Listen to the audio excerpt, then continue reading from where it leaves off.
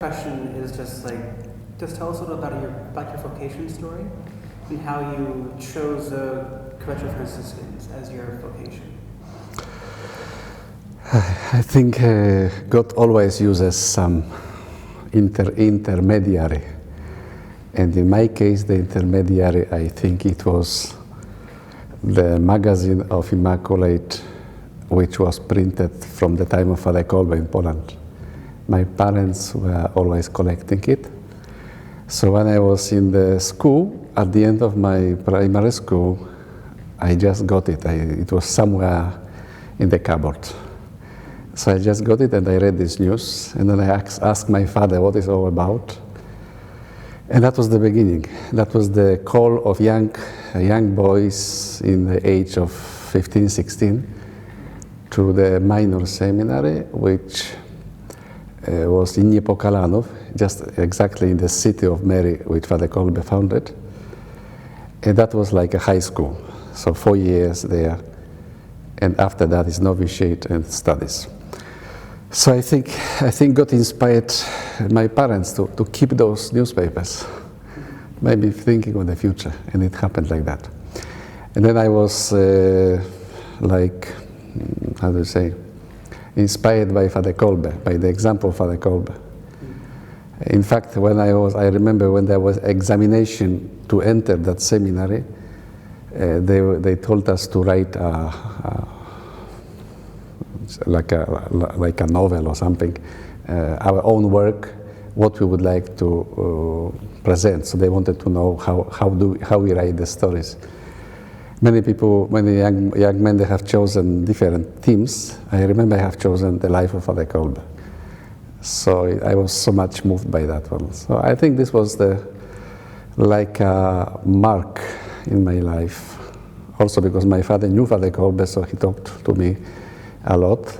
And I think that was the beginning. Maybe also of missionary vocations also. God knows. So you said you have Kolbe was a major part of your vocation story? Yeah, I think so. Even in my parish priest, what was diocesan parish, but before he was a Capuchin. So he was very much devoted to Father Kolbe. So in my parish there was always a lot of talk of Father Kolbe, the pictures, photos, films. So this helps the young people to think of their life. And I think if we do that, we can have a lot of vocations because, as I said at the beginning, God always uses others, instruments, material, and also people to inspire them to know Him. So, Father Kolbe, I think, was the main one. Praise God for that. For his example to help you to become a friar. Sure. So what kind of work do you do in the order currently? At present, I am the Assistant General for Africa. In our order, we have the Minister General, and the government of the order is composed of Minister General, Vicar General, Secretary General, and 7 assistants. Every continent has an assistant. So since I was working in Kenya from 1986, and then they needed somebody to represent now Africa, usually it should be an African, because there should be person from the local continent. But our Africans are all young ones at that time. Now maybe this is already time. But at that time they were all young, so they couldn't find anybody with an experience. That's the reason I was called to Rome. And I'm in Rome from 98. But from 2007, I'm an assistant for Africa. So it's like a connection between general and Africa. Mm-hmm. And what's the importance of your work as you do as a secretary to the order?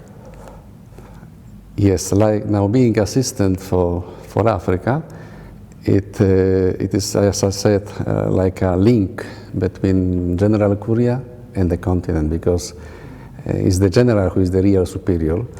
But he cannot be everywhere, he cannot know everything, so that's the reason he has assistants to go there, to meet the friars, to see how they live, to see the level of life, to assist also, for example, if they write for help to Minister General, he now will ask me what is my view, what is my opinion of some things, and then we do it together. And also assistance in the formation, we have to select the friars, so we usually do it together. I go there with the superiors or the local ones. So it's a continuous assistance. Practically, it happens that sometimes every month I'm going to Africa. To Africa, we are in 7 countries, so it depends where. That is the reason there's a lot of work for all these years. So many times I started counting my travelings, but it's impossible, so I just stopped it. What countries do we have in Africa? The oldest mission in Africa is Zambia from 1930, still during the life of Father Kolbe. Then the next one is, second one is Ghana, which was opened, I think, 77. The third one opened in Kenya, 84. Then the fourth one is in Tanzania, opened 88. Then after that one was opened Uganda, the fifth one, I think 2001. The sixth one was opened in also 2001 in Burkina Faso. That is the only our mission in French. And then the last one was opened in Malawi in 2008 by Zambian friars themselves. So, 7 countries. It's like all over the place in Africa. And all over the place.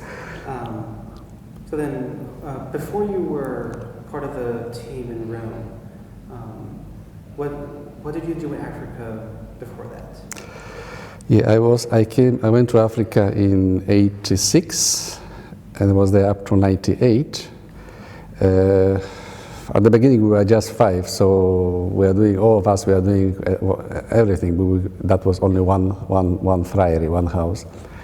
Then immediately after, I think 1 or 2 years, we decided to have formation. So they sent me to Nairobi, to the capital city. We had to find the place where, ask permission of the cardinal. And we started building the House of Theology in Nairobi. And once it was finished, then they made me director there. So I was there for 3 years. In meantime, since we wanted to have some pastoral activity for the students also, so we asked the cardinal to give us a parish also. And he gave us a parish in another town, not far from Nairobi. So there was also nothing. There was also potatoes field. And the people told us we want the church. So with them we started organizing, and I was going from Nairobi every week with the students for pastoral and also assisting the building of the church. Then once that one was finished, again they transferred me there to be the first guardian and parish there. So there I was for 6 years, and from there I came to Rome. So practically was practically formation. From the very beginning I was in the postulants, then after students of theology, and formation and parish, pastoral work, and editorial also. We started the magazine of Messenger of Mary Immaculate. That was like the one of Immaculate. But in Africa, people don't understand what means a knight. They never had the story of knight. So we created new title, Messenger. We had to adapt to the local mentality. And we have started, and it is up to today, it is being issued by the mission. So that's what the Messenger came from?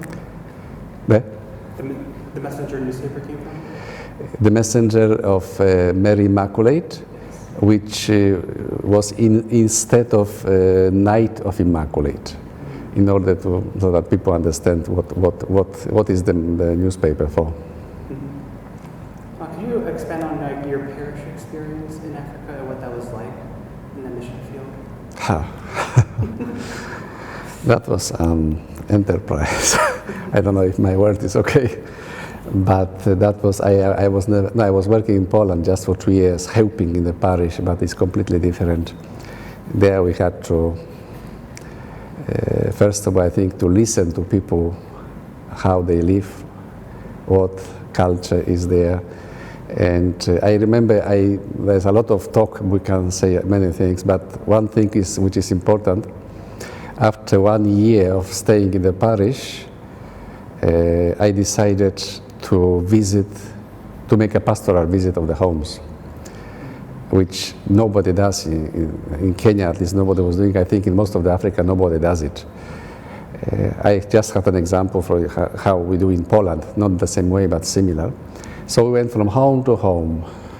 It was 900 families, and it took me from January up to June, 6 months.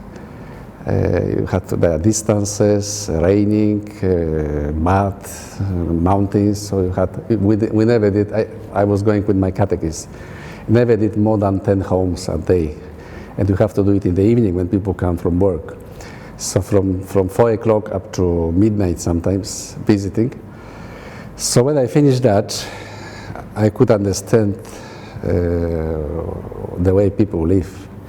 Their culture, their problems, marital problems, culture problems, polygamy problems, all especially marital problems, why people are not married in the church, all these things, because you talk to them, and they were so happy. So I remember one of my first sermons after that time, I started to touching some things which are very sensitive for them, and the sermon was half an hour. That is normal in Africa. You can talk even 1 hour because it is with the examples. It's like a catechism. After the Mass, one woman came to me and she said, Father, she just embraced me, a big woman, two times bigger than me. She just embraced me, almost squeezing. She said, Father, thank you very much. Finally, you speak like one of us. So people like it. And after next year when I left, not next year, after when I left, the next parish priest delayed with the pastoral visit. So people came with a commission asking, Father, why are you not visiting us? So they want to be visited. Up to today, they are being visited by the following parish priests, which are now Africans, Kenyans. So I think this is very, very particular, that we can work there if we know them. It's very difficult.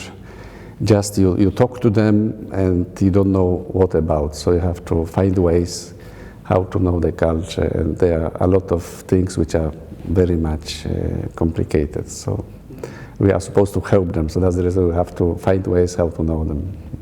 And that kind of goes back to your beginning of your story of how you have to know the person, know people, get to know people in order to become a Franciscan, in order to become a believer in Christ. You need to be able to go out there and meet the people. And so what you did to go meet the people is what Christ would want you to do. Yeah, that's the vocation. So. And so out of that, would you say that what you did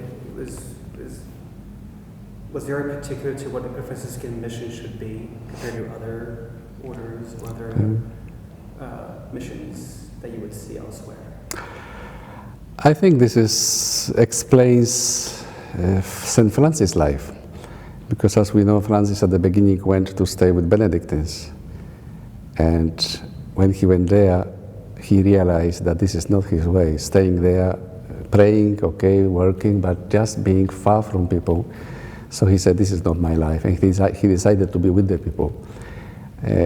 Similar thing is with Dominicans. Dominicans are very much in study in universities. So it seems that there was an agreement between Francis and St. Dominic. You go to universities, I go to the people. And this is happening up to today. I think this is our characteristic. We are supposed to be with the people, and our parishes are supposed to be Franciscan parishes, means that it's not myself who work only, we are working as a community. So that people know that we are a community and we want to help them how to become community also, by giving example. As in our parishes, we must be always minimum 3, and we tell the bishops also that we cannot take parish just one by one. We have to be as a community. That is the reason of working together. And how would you personally tell us in our parishes here to how do we form that better community that you have found? I think it is maybe connected with every person, the personality of the religious or the priest who is there. The people, the pastors or the parish priests who are chosen, they should be chosen those ones who are ready to collaborate.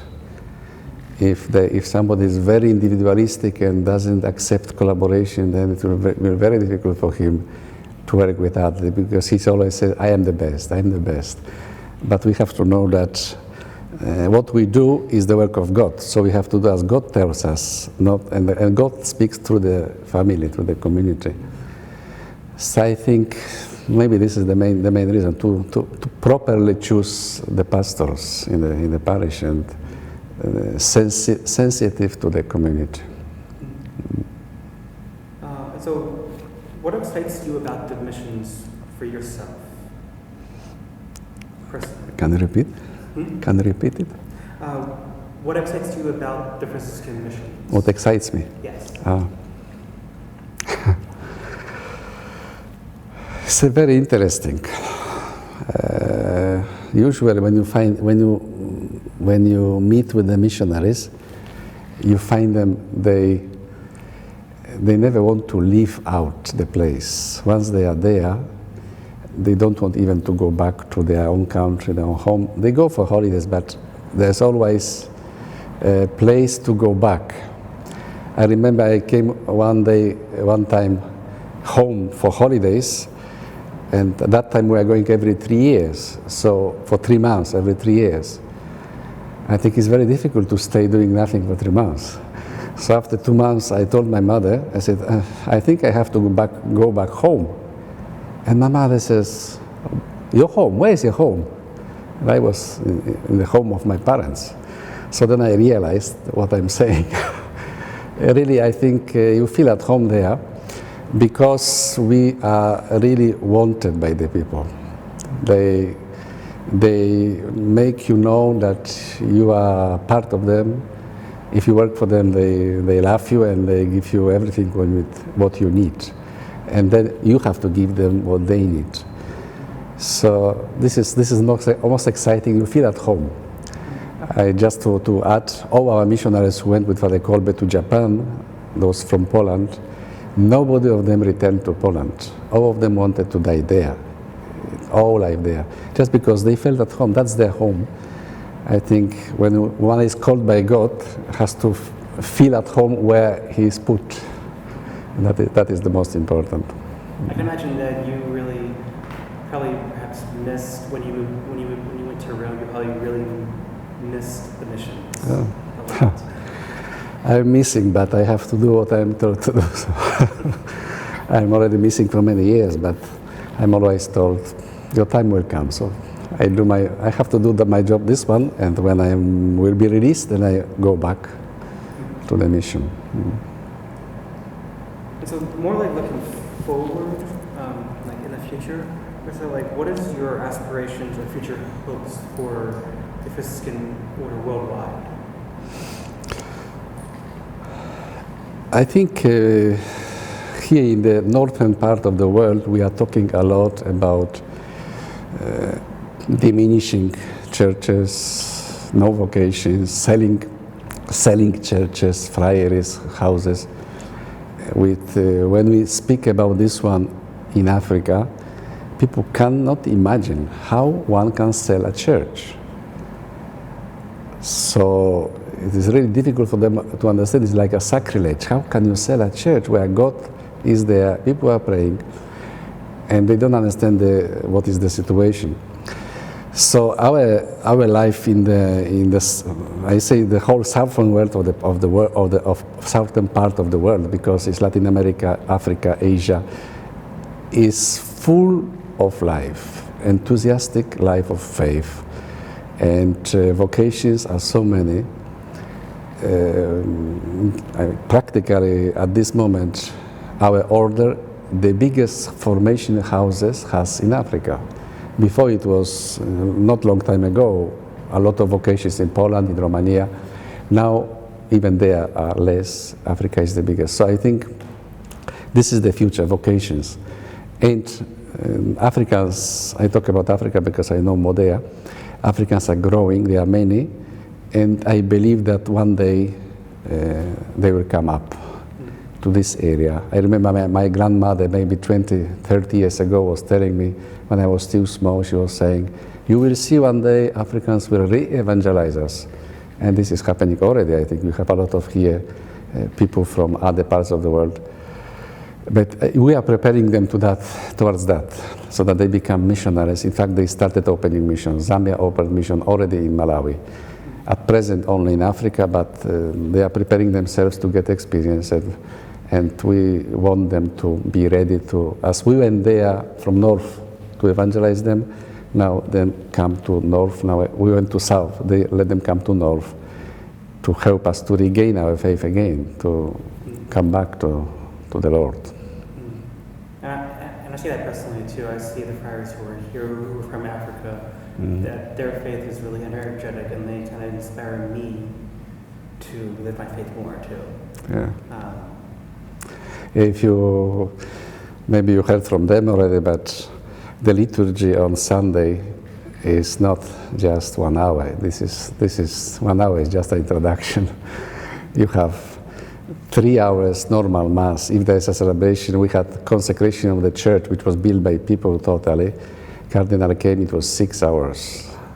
After 3 hours, I just looked at the watch. I said, "Oh my God, it's already 3 hours," and you are not tired, because it is involving, it is enthusiastic. It's all dances, songs, and it's life. It's not just sitting down and looking at the ceiling, but it's life there. People, Africans say, prayer must be with the whole body, personality, the whole oneself, not just with the lips or just with the mind, but the whole person has to pray, and that's what they do. I think they are teaching us a lot. I think we in the mission we learn more than we teach. You teach once you learn before. If only our churches here in America would learn of what they do, and of how our bodies, our spirits, everything has to be into Mass. I think that would just change our will here, and also in the West, in Europe, which is change the way we view Mass and the church, and how it's so exciting, so human. Yeah, I believe that we don't have to copy, but we have to see how in our mentality can we change the participation, not just waiting for the moment when it finishes and go. I think we have to be ready to give more time. Right. That was the end of your questions, I think. Yeah, basically. Because I have a bonus question. If you're done. You're done? Yes. Okay. Did you know Blessed Michał and Zbigniew? I didn't know them personally. When they died in 1991, I was in Kenya. So I just got the news. Our general wrote everywhere, so we are surprised what happened, because they were much younger than me. When they entered the order, I was already in Africa. So, but I knew friars who know them. They were with us also in Africa. So they were telling how they were before, always devoted to, very ready to serve others. So they were from the beginning like that. It's a sobering thought that you could still be a martyr in the 1990s. You know, we think this is something in the history. So one of the things that whenever I give tours of this or talk to people about their lives, it's always just shocking in a sense that these were just normal people like anyone you would know. And this is still the threat that any missionary potentially has. It's everywhere, yeah. In fact, the Pope, John Paul, now Francis is repeating that in the 20th century and now 21st, we have more martyrs than in the first centuries. The numbers are exciting, much exceeding, and it is happening. I think martyrdom has been considered in other ways also. Also giving life is a martyrdom. Not all martyrdoms are shedding blood, but that one is also possible. You can die in Africa. Now it depends where, because where we are, there are not much not much antagonism against the Christians, because they are mostly Christians, those countries. They are Muslims, but they are not fundamentalists. They are those who we collaborate with them. There's no problem. But if you go to countries like Nigeria and other countries very fundamentalistic, then there is very easy. You can be a target. Even in Kenya now it happens, but this is more political than by religion. History repeats itself. Like, you look at the very beginning of the order, the friars went to Africa and a lot of them died. Mm-hmm. Like, it seems like it happened over and over again that when we live out our faith, we have the chance of dying for it. Once the Pope John Paul, and some people were not happy with what he said that our faith, in order to be strengthened, has to be challenged. Yes. I think you can see by yourself, if you see young people, Christians generally, when there is no disturbance, no problem, they relax. We can see in Poland what was happening for the last 50 years. Our faith was much more seen, and people were more ready for sacrifice, for not renouncing the faith when somebody was fighting them. When everything is silenced, then I think we relax. I think this is also temptation from the side of the devil, that he presents to us so many things that we forget God. And this is happening very easily when there is no challenge. So even if you take the Bible, the whole Bible is just people who win are those who are challenged. Those who are relaxing, like Israel after Egypt, they just started going out of God. So it is our history, human history. I think the Pope said we have to be always challenged. We need some persecutors. So people didn't like this word because they say he wants everybody to die. But that was not true. He wanted us to understand that let us not curse the challenge. Challenge is necessary. Mm-hmm.